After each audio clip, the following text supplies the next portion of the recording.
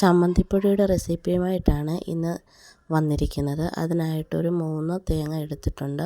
ഇത് ഞാൻ ചെറുതായിട്ട് അരിഞ്ഞ് മിക്സിയിലിട്ട് അടിച്ചെടുക്കുമായിരുന്നു. ഒന്ന് കറക്കി എടുത്താൽ മതി. അപ്പോൾ നമുക്കത് വറുത്തെടുക്കാൻ എളുപ്പമായിരിക്കും. ചിരകി എടുക്കുമ്പോൾ ചിലപ്പോൾ വലിയ കഷ്ണങ്ങളോ അങ്ങനെയൊക്കെ വരുമ്പോൾ നമുക്കത് പല മൂപ്പായി. ഇപ്പം പല മൂപ്പിച്ചെടുക്കാൻ ഇച്ചിരിതായിട്ട് എനിക്ക് തോന്നുന്നു എനിക്കിതാണ് എളുപ്പം. അതുകൊണ്ട് ഞാൻ ഇങ്ങനെയാണ് എടുക്കാറുള്ളത്.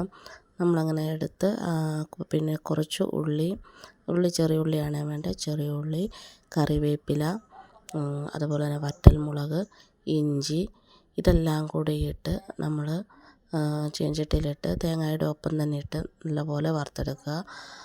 കരിഞ്ഞു പോകാതെ നോക്കണം. കൈയെടുക്കാതെ തന്നെ ഇളക്കി കൊടുക്കുക. ഇത് നന്നായിട്ട് വറന്ന് വരുമ്പോഴത്തേക്കിന് പുളിയൊന്നും നമുക്കിപ്പോൾ ഇടണ്ട. നമുക്കത് മിക്സിയിലിട്ട് നമ്മൾ പൊടിക്കുമ്പോൾ അതിൻ്റെ അകത്തോട്ട് കുറേശ്ശെയായിട്ട് ഇട്ട് കൊടുത്താൽ മതിയാകും. പുളി, ഉപ്പ് ഇത് 2 കാര്യങ്ങൾ നന്നായിട്ട് നമ്മൾ വറുത്തെടുക്കാൻ നോക്കുക.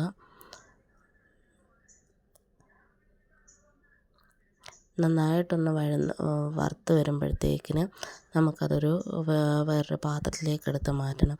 അല്ലെങ്കിൽ ചീനച്ചട്ടിയിൽ തന്നെ ഇരുന്നാൽ അത് ചിലപ്പം കരിഞ്ഞു പോകും. പിന്നെ അത് വറുത്ത് ഒരു മൂത്ത് പരുവാകുമ്പോഴത്തേക്കും കുറച്ച് കുരുമുളക് പൊടിയും കൂടെ ചേർത്ത് കൊടുക്കണേ.